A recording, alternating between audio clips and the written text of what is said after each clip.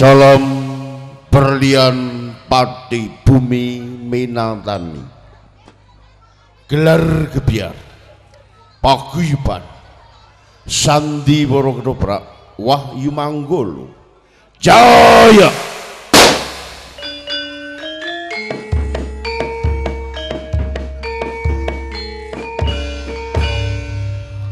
Eko Prastyo Budoyo Wahyu Manggolo sekali joyo tetap jaya.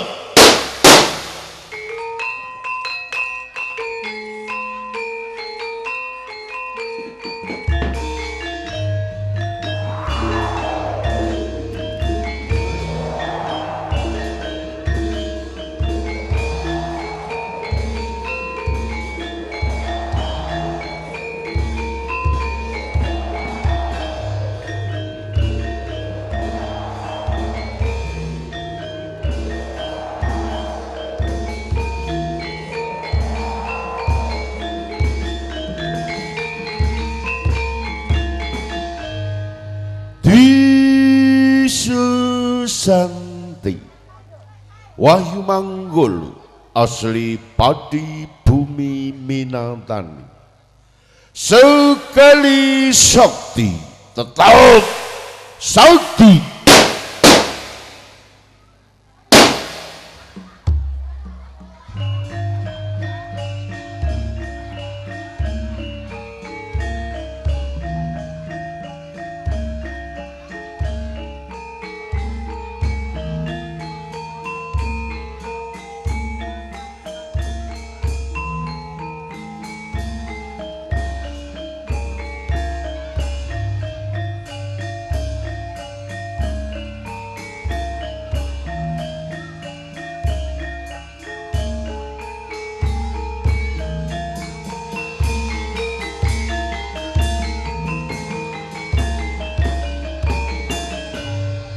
Para sutresna budaya mekaten kala wau gening pambuka saha lenengan sonten minangka kangge mahargya sarawuh panjenengan sedaya.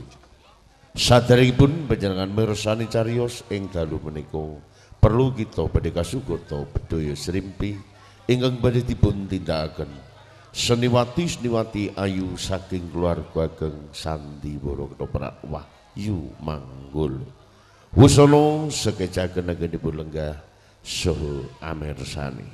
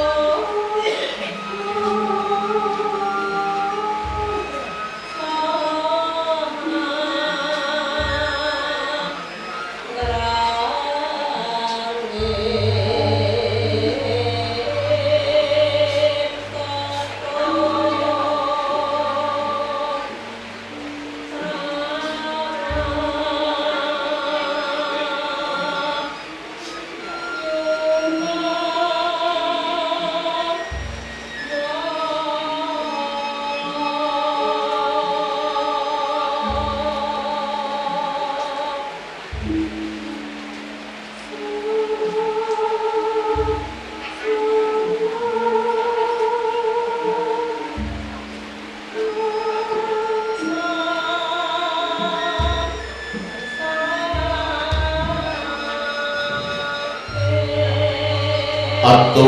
pambagyo wilujeng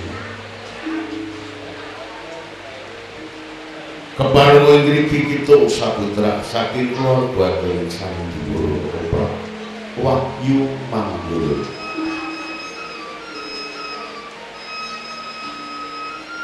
ngaturaken sugeng dalu sugeng rawuh sugeng pinaraksa sugeng samudayanipun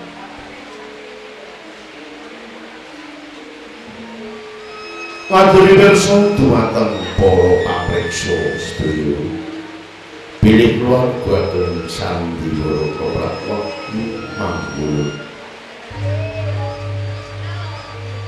dipun pangarsani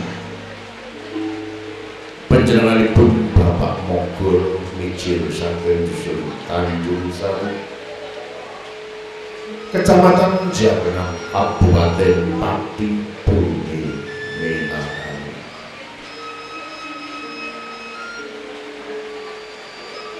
alamat kantor sekretariatipun keluarga Sandiwara Wahyu Manggul wonten ing Seleko Jagenang Pati bilih dalu menika cundhuk kaliyan pamundhutipun Bapak ingkang kagungan karsa saha pasarujukanipun Dewan Dalang keluarga Sandiwara Wahyu Manggul badhe ngaturaken cariyos utawi lampahan Pakah Romeo Merong kula bali sepisan malih kagem cariyos ing dalu menika Pakah Romeo Merong saderengipun panjenengan mirsani cariyos ing dalu menika perlu kita badhe ngaturaken pangaraga utawi seniman seniwati ingkang badhe ngayahi jejibah ing dalu menika Dewan Sutradara kabitayaken Raka Mas Dian Karyono Pandhapuk utawi dalang kabitayaken sedherek Judit Prakoso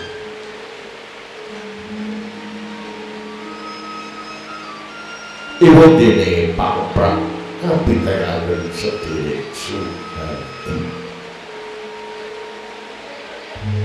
Pranata dipun pandhigani sedherek Soekaryanto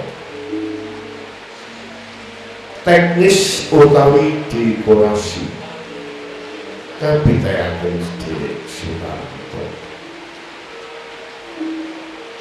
pranata lampu kabitayaken sedherek Ariyanto Binarung Swangling so Kima Bularas dipun sesepuhi Bapak Peman Widodo pranata gending kabitayaken sedherek Alexa Bekti Syadimas Hadi Pramitno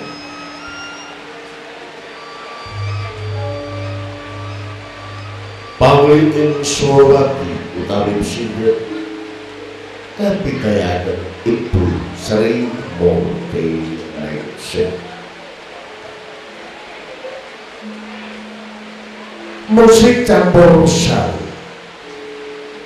musik campursari kabitayaken sedherek Suprapto sedherek Ari Wibowo saha sedherek Muhammad Zainuddin keluarga Sandiwara Wahyu Manggul makarya sesarengan kaliyan Son Badrus Auri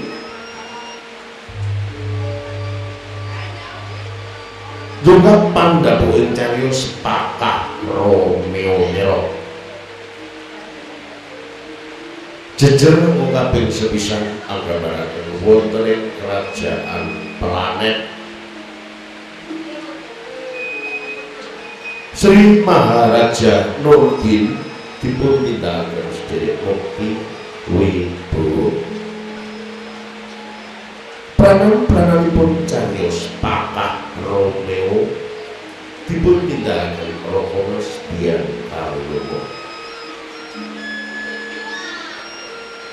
Dewi Maharna dipun tindakaken sedherek Manda Sumiati. Pangeran Arifin dipun tindakaken Rokomas Bagus Sujito. Pangeran Ali dipun tindakaken sedherek Cidek Prakoso.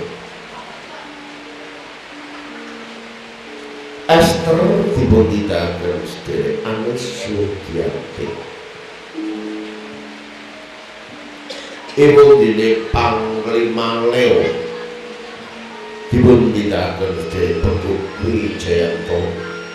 Panglima Remon dipun tindakaken sedherek Alit Sugiyoto. Para Baski Kadri karmeaken sedherek Abdul Amin, sedherek Kipri, sedherek Rofi, saha sedherek Wawan. Kula salajengipun wonten ing kerajaan Gua Biru. Wonten ing kerajaan Gua Biru Sri Maharaja Bertandu dipun tindakaken derek Ali Wansito. Panglima Diru dipun tindakaken derek Adi Mocahyo.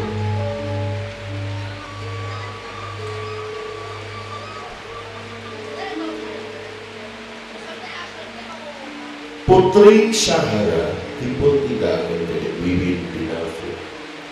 Putri Diana dipun tindakaken derek Agung Syargita.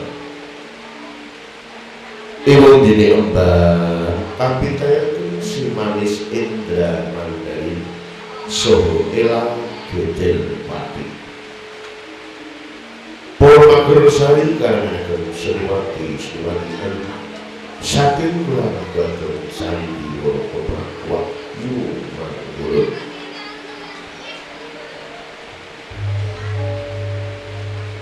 Kula candhaipun wonten ing kerajaan Buana Bulan. Raja Dharma Jaya dipun tindakaken sedherek Maesa Sena. Raja Momo dipun tindakaken sedherek Ambek Wakono. Wai dipun tindakaken sedherek Mok Bendoro. Donga panglipuri penggalih utawi dagelan Bapak Mogol, Bapak Sembur, saha Bapak Guntur.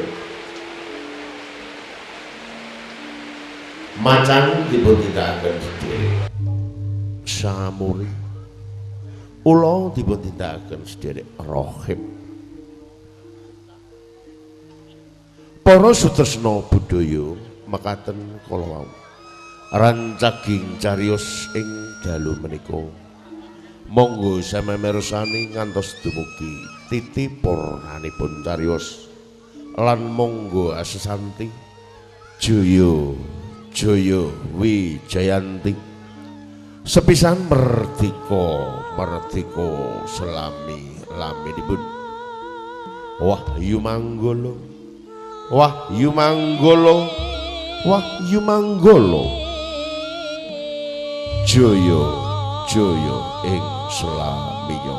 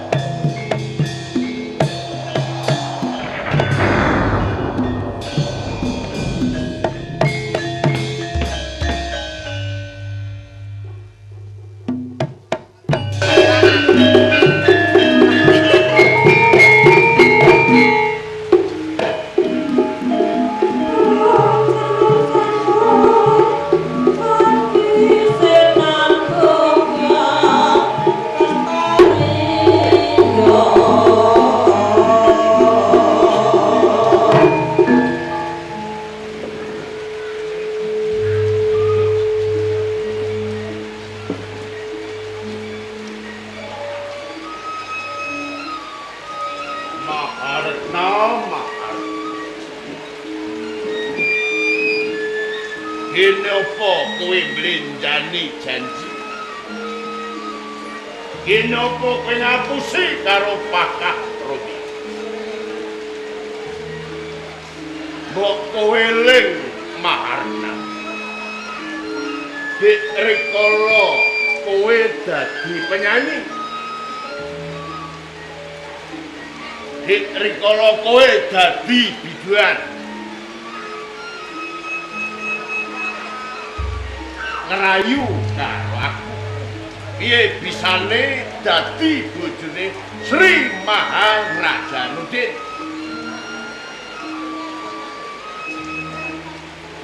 Bareng saiki kowe kelakon dadi permaisuri utawa prameswari ana ing kerajaan maneh. Njur babar pisan ora eling karo kamangka. Janjine piye? Nek dheweke bisa dadi garwane Sri Maharajanuddin ing menggone raja bakal dipateni sing dadi raja kuwi Pakah Romi. Ning nek ana lakon kaya ngene iki, apa ya bisa? Bisa Pakah Romi.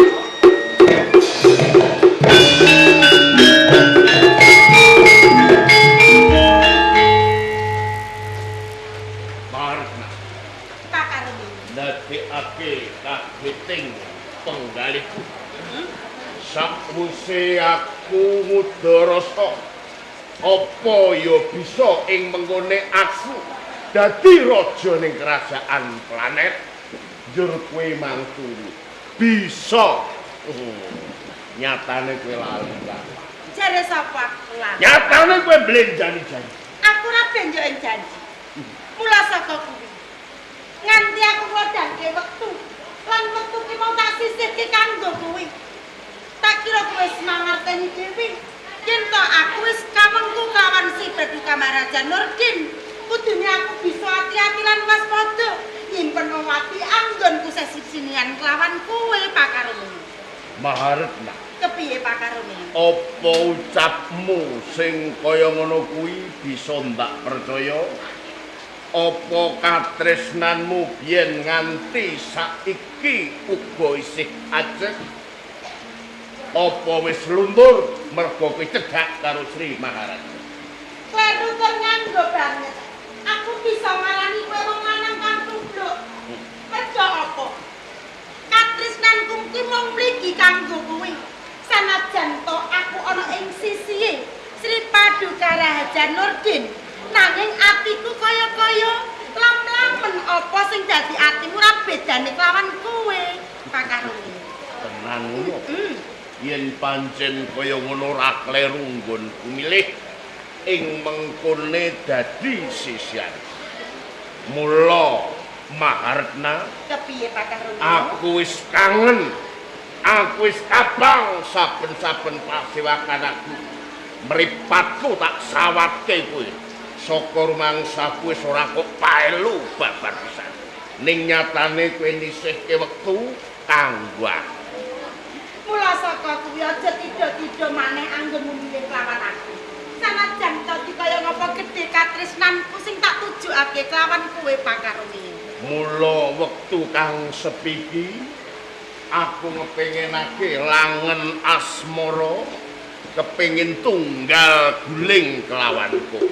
Apa tenan kuwi Pakah Romi? Yen to kaya ngono ora rugi anggonku teko ana ing papan kene. Jebul ora mung aku dhewe sing duwe rasa kangen. Semono uga kowe duwe rasa kangen kelawan aku. Lan kangen kuwi mau bakal mati yen to aku kelawan kowe wis caket.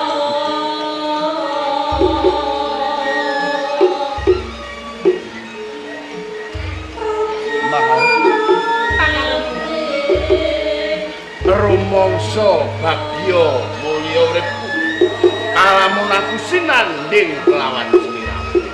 Apa iya? Ya muga-muga ing mengkene bisa kasembatan panjang aku selawase bisa lenggah jajar kelawan. Tak kira ora suwe apa sing dadi kegayuanmu lan krungu ing mengkene bakal kasembatan. Mula kabeh ki mau ora tinimbok ana ing lati. Kabeh ki mau tinimbok ana ing bukti panganomiyo.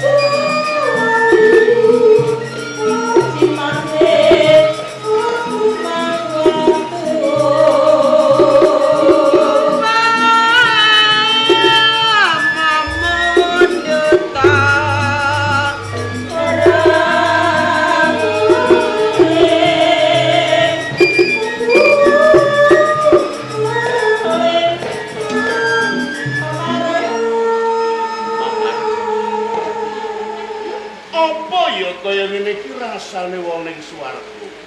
Kula saka kuwi ayo dibuktekke bareng-bareng aku kelawan kowe pangkane. Taratamtu tak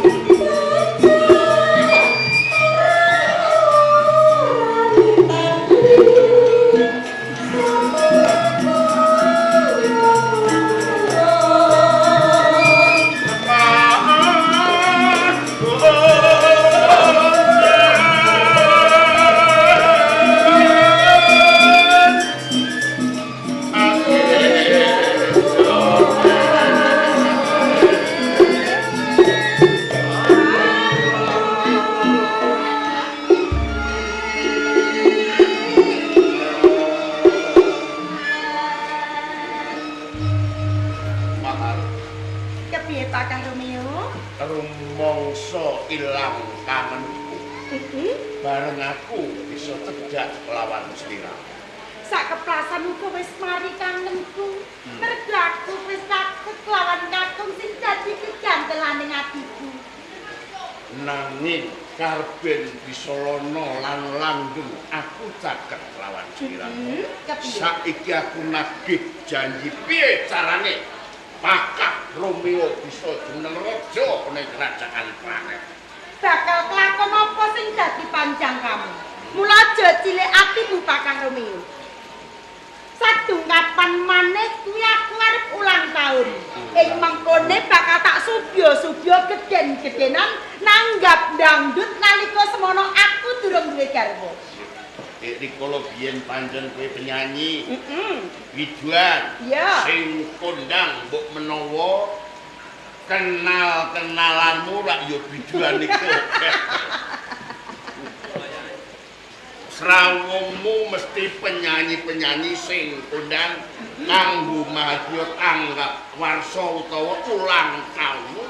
Ya kudu nekakno penyanyi-penyanyi sing akeh. Ora mung penyanyi. Ana ing kerajaan planet ki negara kang gedhe. Undangan sing tumpuk-tumpuk kae bakal tak sebar ing mengkone Pangeran Arifin tan Purwa sing bandegani kelawan para prajurit ana ing negara planet. Sajroning kowe nganake ulang tahun, njur karepmu kuwi. Yen tok ing mengkone kamangka sing dadi watu sesandingane ora ana lorone, utawa calon ratu utawa raja ana ing kerajaan planet ora ana lorone kejaba Pangeran Arifin.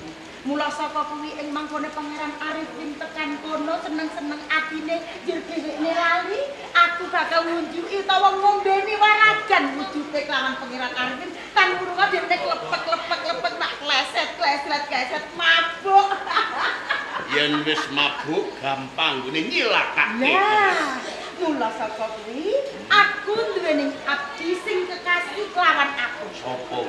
Ora ana lorone kejaba Esther. Esther.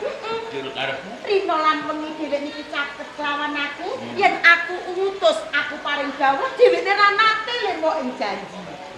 Yen ngono aja kesuwen ndang timbal. Oh, kaya ngono. Ndang printan.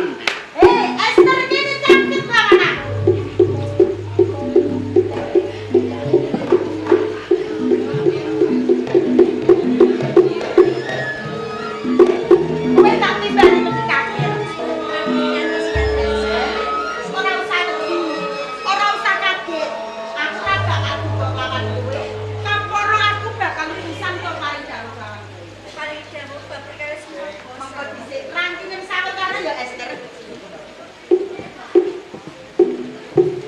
Esther, dawuhe bendaramu putri kudu kok estoke.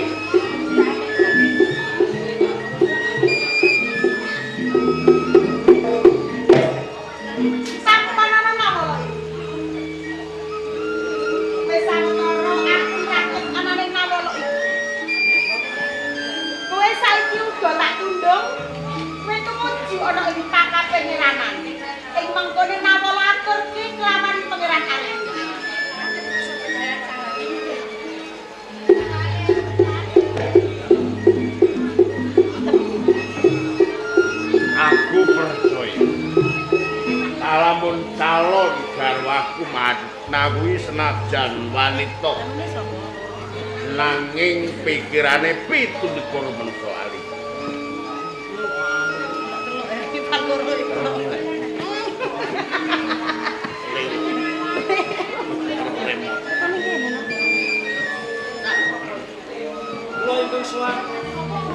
Monggo, monggo, Pangeran.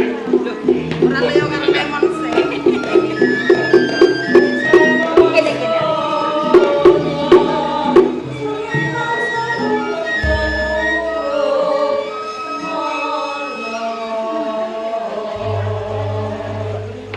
Nuwun sewu, Kanjeng Ibu.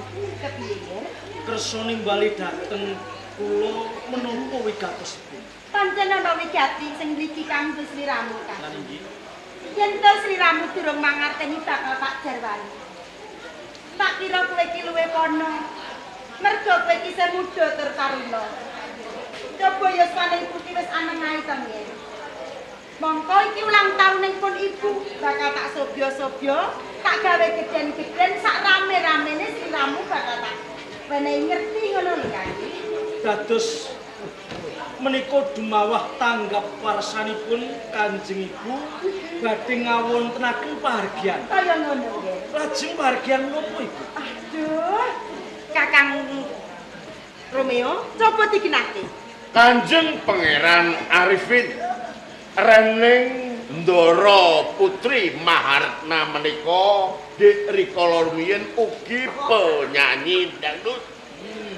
Biduan ingkang kondang dados badhe ngundang dumateng kanca ruwangipun ingkang dados penyanyi. Cethanipun badhe ngawontenaken tontonan dangdut menika. Nggih, Boten dados menapa. Namung kemawon ingkang kula suwun kok upaming mangkinipun ngawontenaken bargian. nggih. Sampun ngantos ndadosaken cengkah, sampun ngantos ndadosaken pasulayan. Oh, ngaten nggih. Aja semelang nggih. Iki sing ngersake pun ibu. Mula saka kuwi pun ibu ngerti kok. Yen to sliramukipun tresna kelawan pun ibu ngerti kok nggih. Sanajan to ibu ki mung ibu sampeyan. Kula namung nderek menapa ing dados kersanipun ibu, namung kemawon menawi sampun dipun kersakaken monggo enggal kawiwitan menapa uga rampenipun menika sampun sampe. Oh, kaya ngono. Lemonan kuwi Leo. Ati kolon.